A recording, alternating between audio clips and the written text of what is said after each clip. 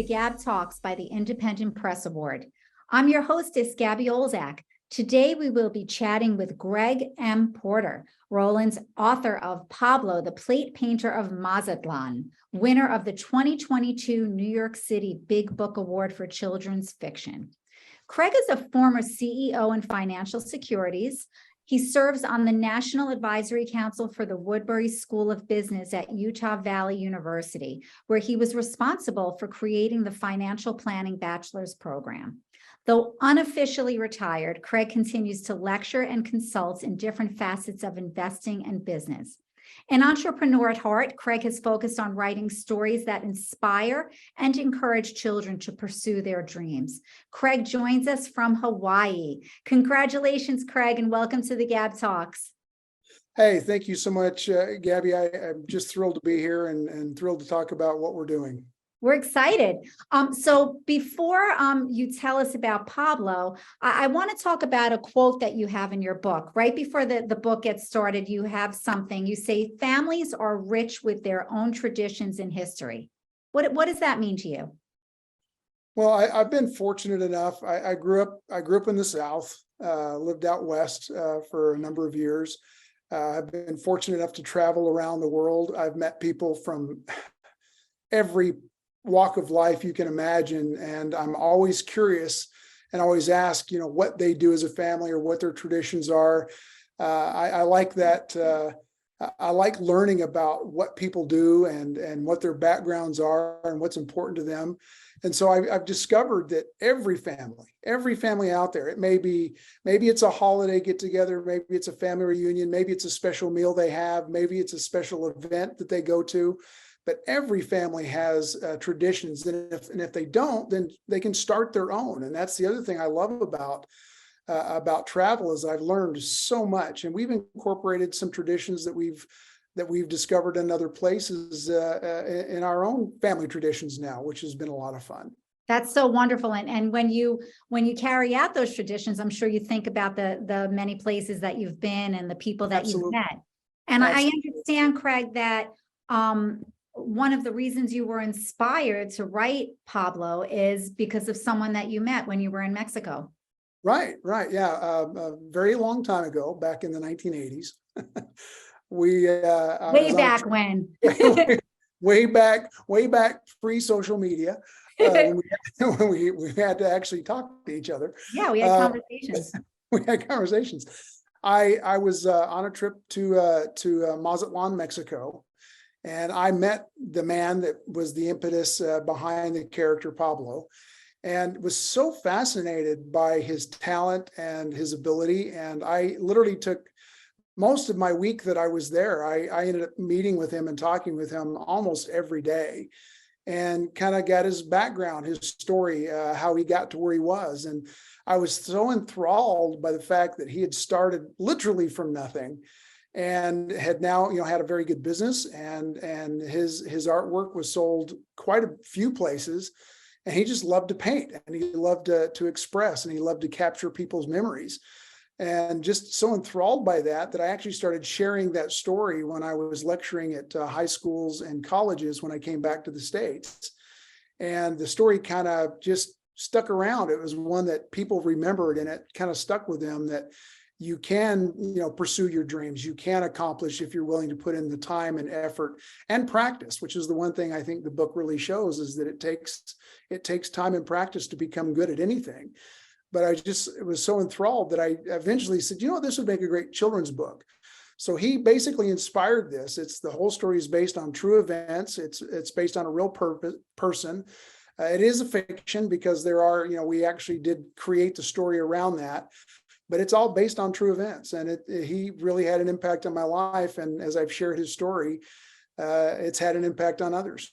So tell us, without spoilers, it is a children's book, so it's not a 400-page novel. But just give us a little brief synopsis of Pablo the Plate Painter. So Pablo, when he was a young boy, he loved to draw, just like any child, loved to draw things, sketch things. And he gets his little pad notebook out, and he starts drawing things that are around him in his daily life. I mean, the goats in the garden, or the or the little community, the town he lived in, and just started drawing pictures and drawing, and he got really good at it. He loved art in school. He would, when he was in primary school, drawing art was his favorite class, and the teacher saw that he really enjoyed it and started explaining colors, and his mother started finding out what a great little artist he was becoming at a young age, and she took the time to introduce him to a local man that was a painter, an artist in the community, and kind of forged a bond with this individual and mentored Pablo, and he continued to work on his craft and became quite good at what he did. So it's all about, if you believe in something, you enjoy something, following that to fruition, and that's kind of what he does in the book. Yeah, there were actually a lot of lessons in the book. Work ethic, when he was told to clean the studio, respect. Right. What do you think? You're the author, Craig. You're the creator of the story. What do you think is the most important message that you want to convey with Pablo? I think the most important thing is, well, there's a few things, like you said. I mean, the fact that knowledge is important, and seeking knowledge is important, that hard work is important, that being respectful of your elders, being respectful of your teachers is important. They do have a great deal to share. The importance of mentoring, the importance of finding someone that can guide you through your career path, or guide you through your lesson work, or school work, or whatever it may be. These are all considered boring things nowadays, but they're at the heart of every successful person I've ever met. Time, effort, patience, respect, hard work, those are very common themes that I worry that we're losing a little bit, and why Pablo and other books that I'm working on now are going to have that same kind of thread woven through the storyline, where it's about sticking to your guns and believing in yourself and finding those that will help you achieve your dreams, and then basically paying that back, because none of us got to where we are without the help of other people. None of us. And anybody who says they're self-made is lying to you. I agree. And you've met a lot of people along the way. You were a former CEO, you were in the financial securities industry. So you have a lot of experience, which you've been sharing at colleges and consulting. And so you've written 2 other books, The Wholesaler's Companion, which I didn't read, but I read it, very interesting, and The Emperor's Dilemma, which I thought was really incredible. I didn't read it, but I know the story, and you describe it as a business fable. So you did these a number of years ago. How and why did you make the leap then to children's fiction? That's a leap. It really is, and it wasn't. I mean, I thought I was going to be writing boring business books. Yeah, business books, and it kind of, I realized at a young age that I had a bit of a gift for GAB, and no pun intended. No pun intended. But I had a gift for storytelling, and was able to articulate what I was thinking very well. And stories stick with people. They stuck with me as a child. The stories that I was told as a child stuck with me. Most of us, any adult or any child, they have a favorite story, and that story sticks with them. And whether it has an impact or not is hard to tell immediately, but over time it has a massive impact. And I said, I'm going to probably get a lot farther along if I start sharing these stories with the people that will embrace it, and that's children. Yeah. And because most adults are pretty set in their ways, and if it's not going to lead directly to what they're hoping to accomplish, they a lot of times will set that aside. But children will read stories over and over and over again. I've got a friend of mine got the book and says that he gets his grandkids ask him to read that book all the time. He's almost got it, and to me, that's the point. Number one, he's sharing time with his grandchildren. He's sharing this story with them. It's a story that's sticking with them, and it's all about following your dreams. And so I made the leap from trying to convince adults of what they need to do to an audience that was more pliable, that was more willing to listen, and use a format of storytelling to convey the messages that I feel are important, hard work and respect and following your dreams and putting in the time and being patient and all the things that I think we're losing as a society. I worry a lot as I see some of the kids growing up that they have not had those opportunities and aren't falling back. My greatest heroes were the books I read as a child. Yeah. And I was big into I read all of Edgar Rice Burroughs. If he wrote something, I read it. I read so many stories like that, and they were ingrained in me. Robin Hood, it Three goes on and Musketeers. on. Yeah. Yeah, I mean, just Tom Sawyer, Huck Finn. I mean, I read all of that stuff, and I loved it. And those stories have stuck with me very, very much so. So I made the leap to children's books. Well, it's true what you say, because I think everything is just so quick and instantaneous these days. And that's what the older kids are looking for. But if you can get them at a younger age, the age that you're targeting for your books, that's really, really crucial. The story itself is really fantastic. But let's talk about the illustrations, which are really also stunning. Yeah, I really have been fortunate to find very talented people. Rufus, I never pronounce his name right, Zejodeus, is a phenomenal artist. And actually, I met him, I'm really not sure, 100% sure the exact way I met him, but I know it was through some business colleagues that I met him through, and was just fascinated by his artwork.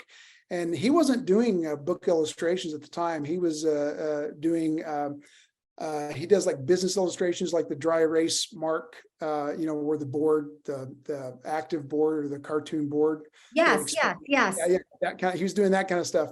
And so he's doing character drawings, and he actually did my logo for my website. Okay. Yeah. And just a very talented artist. And I said, would you ever consider doing a book? I've got this story idea. So, and this is pre-COVID. We started talking pre-COVID, I think 2018. And he said, yeah, I could do this. It took a while. COVID obviously slowed things way down. Oh, but sure. he's just such an amazing artist. And he captured Pablo, and he captured what I was conveying. Pablo, what you're seeing in the book is either the transcript was very short, but the story that I told was several pages long. And so he got the whole transcript, and we went through and read it together. I said, share it with your kids and see what your kids think. And so he started piecing together the look and feel of Pablo. I gathered pictures from central Mexico where this story takes place, and some of the villages and things that I had gone to. And I said, here's pictures, here's what it looked like, here are the streets, here are the buildings. And he just captured everything so well, and he captured Pablo so well. And it was amazing, and it just kind of flowed easily. It just was. Well, it was really a collaborative effort then. You really seemed really to write was. it and illustrate it together. We really did, and that's why he's prominently put on the front cover, because he was just as instrumental in making this happen as the story. Well, it really is beautiful. So you talked about where you grew up. You grew up in Kentucky, and what sounds like really an idyllic childhood. You said you read Tom Sawyer. It sounded like you were Tom Sawyer, Craig.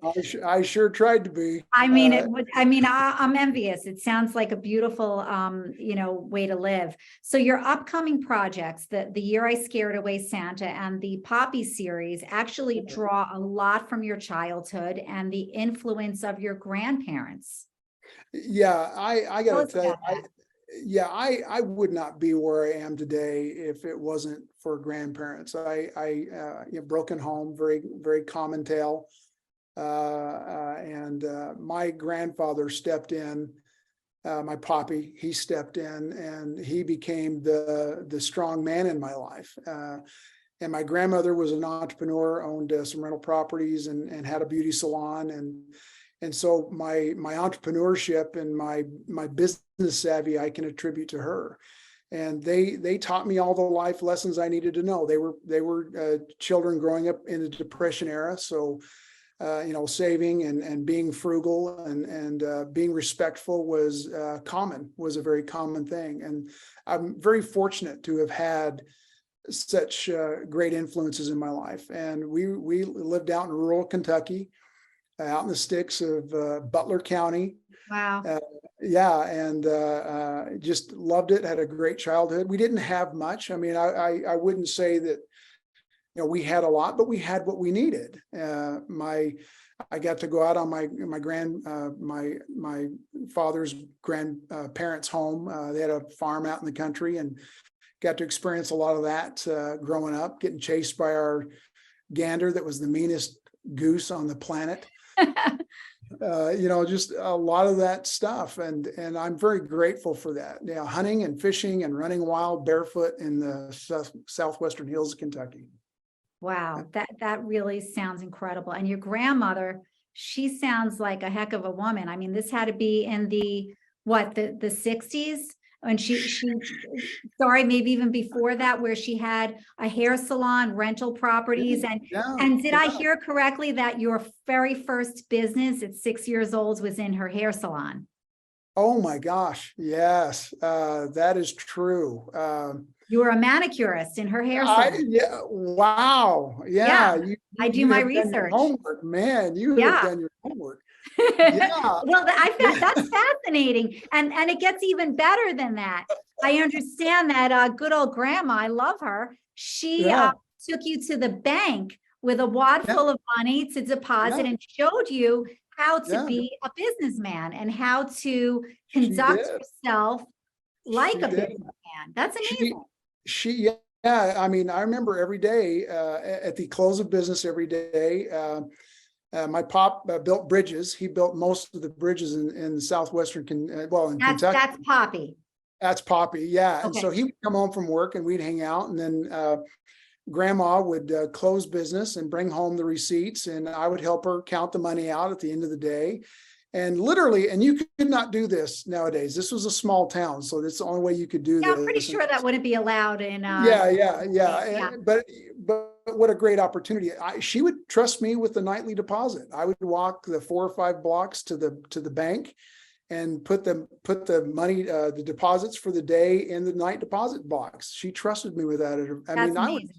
I was young. I was 6, 7, 8 years old, but she trusted me with that. And she took me around, introduced me to the mayor and the sheriff, and taught me how to meet people and shake hands and look people in the eye and respect. And there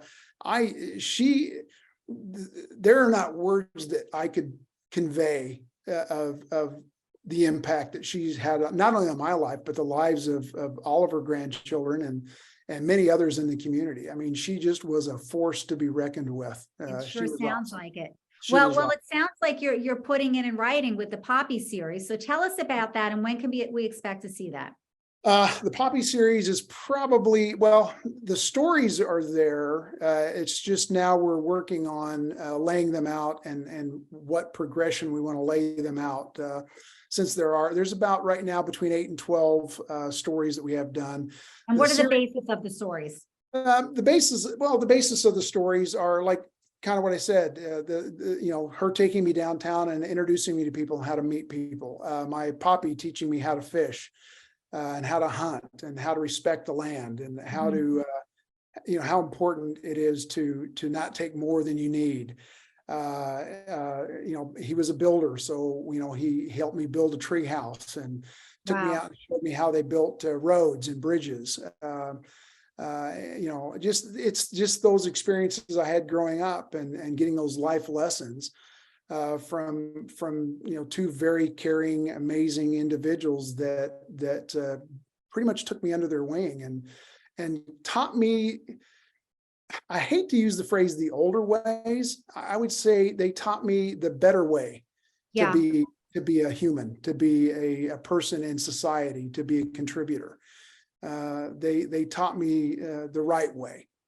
The right way. The book that kicks that off is actually The Year I Scared Santa Claus Away. I like that title. I know it's a working title, but I kind of like it. Tell us about it. Yeah. So this is autobiographical. This is going to be somewhat interesting, but as a children's book, it takes place in the 60s when I was rather young.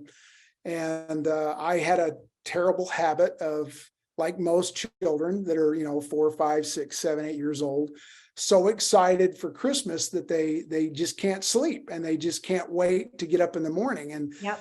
apparently my poppy, who kind of kept me under wraps around Christmas time, kept me busy. I would get up at 4, 2, 3 in the morning, and he had about had enough of it. So yeah, so this story is about the year he was going to put a kibosh to my early rising. And so the story kind of follows along with this me as a young boy, just doing everything I possibly can to watch Santa bring those gifts in so I could get to him right away. That sounds like a lot of fun. So when can we expect that one? I'm assuming The Year I Scared Away Santa will be published before the Poppy series. Yes, yeah, that one's going to come out this year. In fact, actually, this is some of the old. I just pulled these off. These are print. These are not the original. The originals are being digitized right now. You can see those. Wow, but they're beautiful. Now, is this the same illustrator that is no, doing the Poppy series? no, this is a different illustrator. I wanted to go for an older look, a more Norman Rockwell-esque. That's what it reminds me of. Yeah. Yeah. And so I was fortunate. My Aunt Brenda, who is a artist in her own right and quite good, introduced me to this woman called Carolyn Davidson of Sage West Galleries, who is just a phenomenal talent. She's an acclaimed author, and we got to meet her and floated the idea, sent her the whole story, the long version. Now it's going to be edited down for the book. And she read it to her grandkids and just fell in love with it. And she says, I'm on board. And I said, awesome. I don't even know where to begin because frankly, she was well out of my ability to afford. Yeah. But she loves the project, and we're actually in editing right now. The originals, we did originals. They're all 16 by 20 originals that she painted for the story that are how beautiful actual arts of work, and they're gorgeous. And we're getting those digitized right now so that we can do the editing. I anticipate it is very possible that we could have this ready for print by March 1st. That's exciting. I hope so. Just in time for spring and then the holidays and get it marketed. That's fantastic. Yeah, So we've got to get into these book award contests. Exactly. I know somebody who runs a couple of those. Okay. You'll have to talk to that person about it. So tell us, Craig, why is education so important to you? Because obviously it is. I think I have to go back to my grandparents. My grandmother's an entrepreneur, came up through the school of hard knocks, Depression era. And my pop was more of an educated individual. He was a supervisor for bridge building. So mathematics and geometry, and, he understood all that stuff. And they just instilled into me a strong desire to learn about the world around me.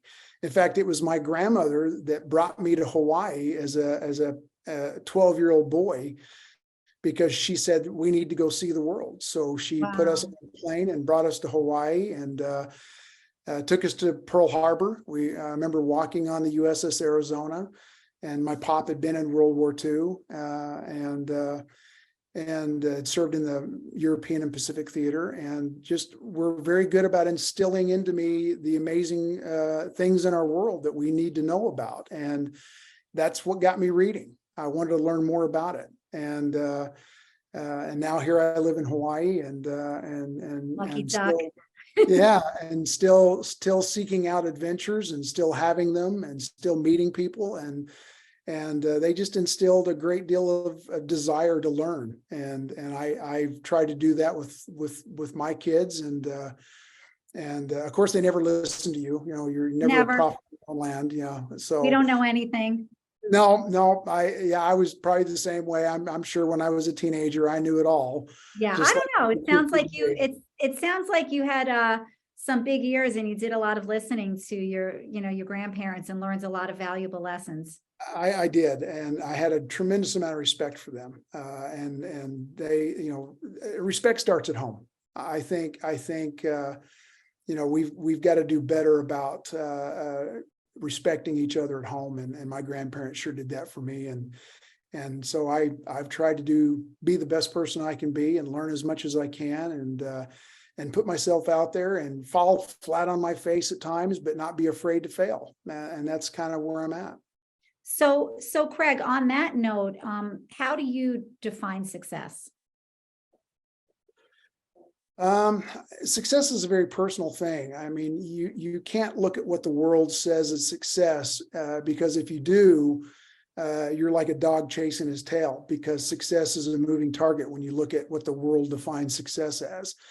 I think success is really when you achieve your goals, whatever that is. If it's losing weight, or if it's gaining weight, or if it's writing a book, or if it's traveling, or if it's getting a promotion, or if it's being your own boss. Success is very personal. And I think if you start viewing success as what you think is important to you, you'll be far more successful. Oh, I love that. That is something truly to think about. So this is a fun question, Craig. What's your biggest passion right now? My biggest passion? Yeah, you're living in Hawaii. You've got to have a lot of them. Come on. Actually, what's become my biggest passion is we've started growing our own food. That's a passion. That's fantastic. Yeah, we've got a beautiful greenhouse, and we grow all of our own herbs. We have all of our own fresh herbs that we grow. I've got a banana tree that I planted with my grandson out in the backyard. A banana tree. We got a banana tree. We got about 14 pineapple plants that are growing. We've got tangerine and orange and avocados. We've got abiu, which is a custard-filled yellow tropical plant, which is really good. We've got ice cream bean tree. It looks like it looks like a big bean pod, but the beans are coated with a white coating, and it tastes like vanilla ice cream. Wow. So that's my passion now. I'm growing stuff, playing catch with the dog, writing stories, and doing a little consulting when the need arises. And still an idyllic life. Very, very envious. Sounds wonderful. Yeah, well, I'm a 30-year overnight success. That's great. I love it. So Craig, tell us how we can find out, how our listeners can find out more about Craig, the projects you have, and how we can buy Pablo. Pablo right now is available through Amazon. And so that's the easiest way to do it. We do have some limited autographed copies that I'm happy to personalize, and that's through our website at craigtheauthor.com. We hope to be we're working on and hope to be available through Barnes and Noble, Walmart, and several other carriers, but right now it's Amazon and through craigtheauthor.com. Fantastic. Well, Craig, this was great. Thank you so much for sharing Pablo with us, for sharing your inspirational story with us. It was really a pleasure. No, my pleasure too. Thanks, Gabby, for taking the time to have me on today. Wonderful. Thank you so much. This is Gabby Olzak of the GAB Talks. Until next time, keep on talking and keep on reading. Take care. Aloha. Aloha. Aloha.